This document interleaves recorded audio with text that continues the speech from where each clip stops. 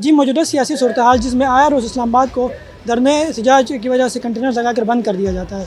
इसी हवाले से आज हम मौजूद हैं इस्लामाबाद G6 मेलोडी मार्केट में, जहाँ पर हम आवाम से जानने की कोशिश करते हैं कि जो आया रोज़ इस्लामाबाद में जलसे धरनों की वजह से जो कंटेनर्स लगाकर इस्लामाबाद को बंद कर दिया जाता है, इससे पाकिस्तान की मईशत पर क्या असर पड़ता है। हम लोग बहुत ज़्यादा क्रिटिकल पोजीशन में चल रहे हैं। वैसे ही मुल्की हालात हो गए, आगे पीछे आप देखें ना कि बिल्कुल बिज़नेस तो वैसे ही ड्रॉप कर गया है। मार्केटें 4-5 दिन से बंद हैं।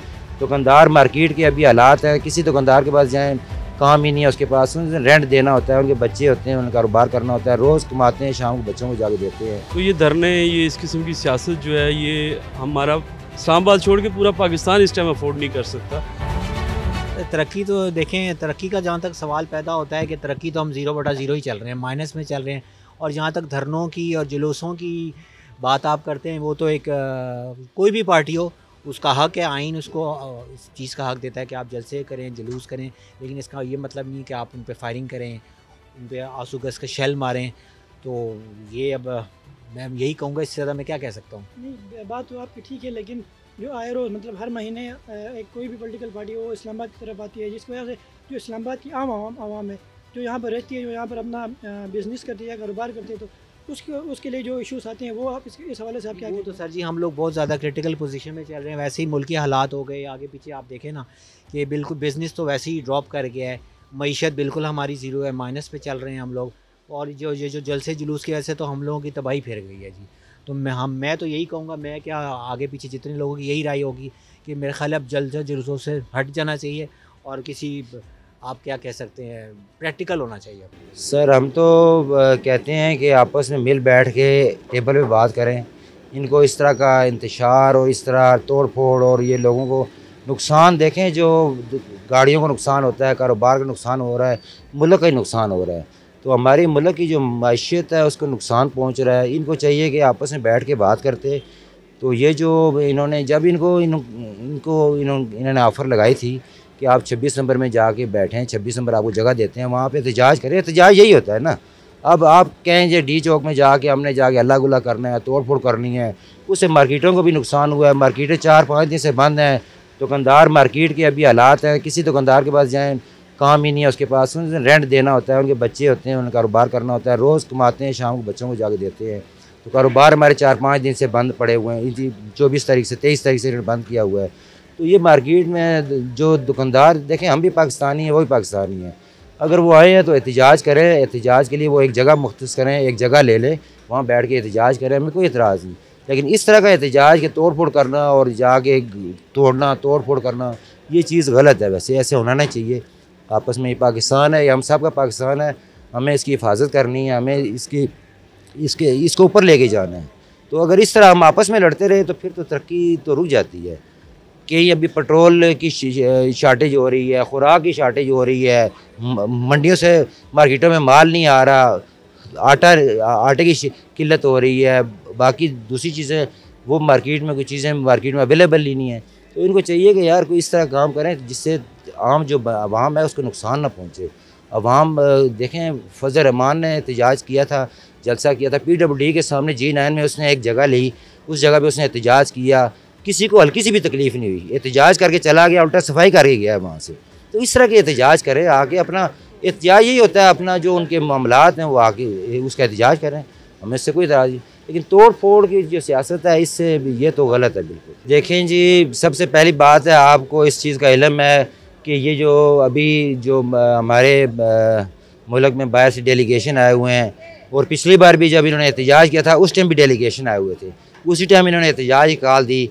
आप 2-4 दिन बाद में कॉल दे दें। अभी भी इन्होंने जब कॉल दी है तो रूस के नायब सदर आए हुए थे, अभी 27 आज भी एक डेलीगेशन आना है। तो ये चीज़ें आ रही हैं, तो ये बाहर मुल्कों में जाके हमारा क्या असर जाता है। वो कहते हैं कि यहाँ पर तोड़ फोड़ मार दाड़ ये इस तरह आपस में लड़ रहे हैं। आर्मी मजबूरन अगलों ने बुलाई है कि किस हद तक ये जा सकते हैं। इन्होंने बड़ा कंट्रोल किया है। देखें कल कितनी तोड़ फोड़ हुई है, कितना नुकसान किया है। तो army at the last option होता है कि यार इसको, अब रियासत को आप चैलेंज कर रहे हैं तो ये तो गलत बात है। तो आगे अगर अभी पिछली बार भी इसी तरह आए हैं, जब बाहर से डेलीगेशन आए हुए थे, मुल्क जब तरक्की की तरफ जा रहा है तो यार आप उसको मिल के, आप इनके साथ मिल के आप तरक्की करें हुकूमत के लिए आप। और दूसरा, ये निकल रहे हैं किसके लिए निकल रहे हैं? सबसे पहली बात है, मुझे बताएं, ये जो निकल रहे हैं आवाम के लिए निकल रहे हैं सर? ये चीनी सस्ती करने के लिए नहीं कर रहे हैं, बिजली का बिल कम करने के लिए नहीं कर रहे हैं, गैस कम करने के लिए नहीं कर रहे हैं। ये कह रहे हैं हम आ रहे हैं इमरान को बाहर निकाल दो, बस दैट्स ऑल। अवाम का इसमें कोई फ़ायदा नहीं है। तो अवाम के लिए अपोजिशन का काम है, अवाम के लिए लड़े, अवाम के लिए आए, हम उसके साथ हैं, हम लड़ेंगे। अवाम इस टाइम पिस रही है, बिजली के बिल इतने ज़्यादा आ रहे हैं, गैस के मामला आ रहे हैं और मामलात हैं, इनको हल करे। हम कहते हैं इसको जब हल करने के लिए निकलेगी, अपोजिशन का काम यही होता है, अपोजिशन लीड करे, अवाम के मसाइल हल करवाए। तो ये चीज़ जो होती है इस तरफ वो नहीं आते, वो उनका एक ही मोटो है जी, इमरान खान को आप बाहर निकाल दें बस। उससे अवाम को क्या फ़ायदा है, अवाम को क्या रिलीफ मिलता है? तो ये चीज़ें गलत हैं। देखें डेलीगेशन आए हुए होते हैं, अभी भी आए हैं, तो अभी इन्होंने कहा जी, अभी इन्होंने कहा 2-4 दिन आगे पीछे कर लें आप एहतजाज। नहीं जी, हमने इसी दिन करना है और जाना भी डी चौक है। जब इनको 26 नंबर में जगह दी है उन्होंने नहीं माने जी। फिर उसके बाद उन्होंने कहा चलो आप इधर आ जाएँ, G9 में आ जाएँ, यहाँ आपको जगह दे देते हैं। लेकिन उन्होंने कहा नहीं, हमने डी चौक जाना है। तो वो ज़िद एक जो होती है ना, वो फिर देखें रेट को आप चैलेंज तो नहीं कर सकते ना। अगर गवर्नमेंट की रेट को चैलेंज कर दिया तो गवर्नमेंट अगर कमज़ोर पड़ जाए तो फिर कल हम पे तो कोई भी हमला कर सकता है। तो ये ज़रा इसका ये मैं चाहता हूँ कि इनको चाहिए कि ये बैठ के टेबल पे बात करें, जो मसाइल है वो टेबल पे हल हो सकते हैं। इस तरह मारदार से हल हुए मसला, कोई नहीं हल हुआ। नुकसान भी हुआ है, ताजरों का भी नुकसान हुआ है, मार्केटें बंद हुई हैं, मसला एक भी हल नहीं हुआ। फ़ायदा नुकसान करके गए हैं ना। तो यही बातें अगर टेबल पे होती तो किसी ना किसी स्टेज पे पहुंच चुकी होती। जनाब, हमारी मैशियत अगर इस तरह के मामलात होते रहेंगे जिसमें हुकूमत सपोर्ट नहीं करेगी और धरने वालों को जैसे उनको इजाज़त नहीं देगी और वहाँ पे उनको स्टे नहीं करने देगी, हर बंदे का एहतजाज करने का हक़ है, ठीक है। और उनके ऊपर अगर आप सीधी फायरिंग करेंगे तो ये तो ज़्यादती है ना, कभी भी इस तरह की किसी भी मुल्क में नहीं होता, ठीक है। और अगर इस तरह के मामलात होंगे इंटरनेशनल मीडिया में और वहाँ तक बात जाएगी तो आपके मुल्क की क्या साख रह जाएगी? मैशियत कैसे तरक्की करेगी? मैशियत तो डाउन ही डाउन। हुकूमत को चाहिए ना इस चीज़ को सॉल्व करें, वो क्यों नहीं सॉल्व करते? कोई मुश्किल काम तो नहीं है, ठीक है। हर चीज़ जो है आपकी जो है ना, आपकी जो जुडिशरी है वो भी नहीं काम करती, आपकी जो इस्टेब्लिशमेंट है वो भी नहीं काम कर रही। आप इसको प्रॉपर सलूशन करें ना, उनसे आप टेबल टॉक पे बात करें, तो इसको मामलात को क्लियर करें, बजाय इसके लोग रोड पे हैं। क्यों आते हैं रोड पे? नहीं आने चाहिए ना। तो जब लोगों का नुकसान होता है, कारोबारों का नुकसान होता है, तो इनको चाहिए ना कि इसको सारी प्रॉब्लम को सॉल्व करें। गुजारिश ये है जी कि ताजर जो है वो ऑलरेडी हमारा जो है वो बिजली के बिलों की वजह से, गैस के बिलों की वजह से, टैक्सेस की भरमार की वजह से बहुत परेशान है। मैं क्योंकि अपनी इस मार्केट का प्रेसिडेंट भी हूँ, तो इस्लामाबाद के ऐसे ऐसे ताजरों को भी मैं जानता हूँ कि जो कि शाम को जाके जिनके लिए रोटी लेके जाना बहुत मुश्किल है। तो ये धरने, ये इस किस्म की सियासत जो है, ये हमारा इस्लामाबाद छोड़ के पूरा पाकिस्तान इस टाइम अफोर्ड नहीं कर सकता कि हम लोग जो हैं वो इस किस्म की सियासत को, ना तो हम लोग उसके हक़ में एहतजाज करें। हम एहतजाज करना हर एक का आइनी हक़ है। हम लोग ताजर हैं, हम भी एहतजाज करते हैं और एहतजाज जो है वो हम लोग पुरअमन करते हैं।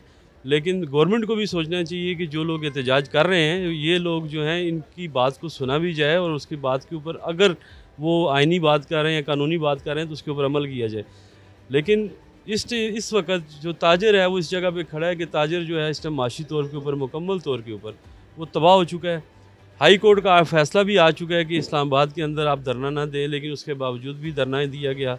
लेकिन वो जो नुकसान हुआ वो तो गवर्नमेंट टू गवर्नमेंट है। ये आपस में जो है ये दो ग्रुपों की या दो पार्टियों की जो इनकी आपस की सियासत है, इसमें ताजर, और क्योंकि ताजर मुल्क की रीढ़ की हड्डी है, उस रीढ़ की हड्डी को इस टाइम बहुत शदीद नुकसान पहुंच रहा है और इसका इम्पेक्ट पूरे पाकिस्तान पे आता है। ये नहीं कि एक ताजर की दुकान नहीं चल रही है, एक बंदे का कारोबार नहीं चल रहा, उसके साथ 8 बंदे 10 बंदे काम कर रहे हैं तो 8-10 ख़ानदान इस टाइम तबाह होते हैं। तो इस टाइम लाखों की तादाद में ताजर मौजूद है, इस्लामाबाद में हज़ारों की तादाद में ताजर मौजूद हैं। तो जब ये पिंडी इस्लामाबाद होता है तो हम लोगों को जब ये रेस्टोरेंट बंद होते हैं तो हमारे लिए आना बड़ा मुश्किल हो जाता है। तो कारोबार हम फिर कैसे चलाएँगे? तो सबसे हमारी गुजारिश है, मेहरबानी करें, ताजरों का भी सोचें, मुल्क का भी सोचें, सब जमातें मिल बैठ के सोचें। अच्छा, पिछले 2 महीनों से हमने देखा है कि मतलब जो ये पाकिस्तान तहरीक इंसाफ है, तो मतलब इस्लामाबाद में 2 दफ़ा उन लोगों ने आने की कोशिश की, उन्होंने रोकने के लिए हुकूमत ने मतलब इस्लामाबाद को बंद कर दिया और पिंडी को पूरे पिंडी और इस्लामाबाद पर कंटेनर्स लगा के इसको बंद कर दिया है। तो इस हवाले से आप क्या कहते हैं कि इससे अब क्या तवक्के कि आगे ये पार्टी या एहतियात करने के लिए दोबारा आएगी, तो क्या हुकूमत इस हवाले से फिर इस्लामाबाद को बंद करने की कोशिश करेगी? देखें जी, आज की भी जो सूरत हाल है उसमें ये है कि हम इस्लामाबाद के रिहायशी भी हैं, हमें ये नहीं पता कि इस टाइम इस्लामाबाद में रात को क्या होगा। मुख्तलिफ ज़राए से सुनने में आ रहा है कि इतने लोग जो हैं वो मार दिए गए हैं और इतने लोगों को भगा दिया गया है, इतने को गोली लगी है। एक तो पाकिस्तान में ये गोली वाली जो सियासत है इसका आज आगाज़ हो चुका है। तो ये मैं समझता हूँ कि जो माँ होती है रियासत माँ की तरह होती है, इनको लेके चलना चाहिए। आपके घर में कोई बच्चा है, अगर वो ज़िद करता है तो आप उसको मार नहीं देते, आप उसको समझाते हैं, प्यार से समझाते हैं, नहीं तो गुस्सा करते हैं। तो इस किस्म की सियासत को पूरा मुल्क जो है मुतहम्मल नहीं हो सकता, हमारा जो मुल्क है। और मैं ज़ाती तौर पे समझता हूँ कि ये जो धरने या कंटेनर लगा के बंद करना है, इसकी बजाय अगर ये टेबल पे बैठ के बात करें और टेबल पे मसले को हल करें।